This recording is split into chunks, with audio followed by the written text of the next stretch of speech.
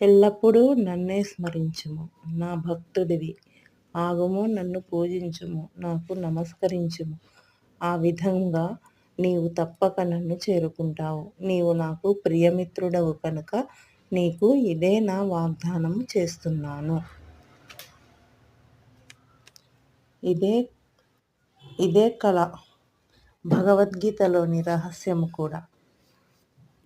అదే కృష్ణ తలంపులో పూర్తిగా లగ్నము కావడము. నవీన మానవుడు చంద్రుడిని చేరుకోవడానికి ఎంతో,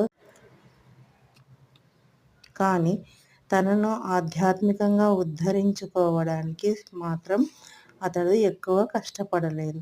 ఎవరికైనా ఇంకా 50 ఏళ్ల జీవితము ముందు ఉంటే ఆ సంకల్పాన్ని అతడు భగవంతుని స్మరణను అలవాటు చేసుకోవడంలో వినియోగించాలి. ఆ సాధనే భక్తియుత సేవా కార్యము.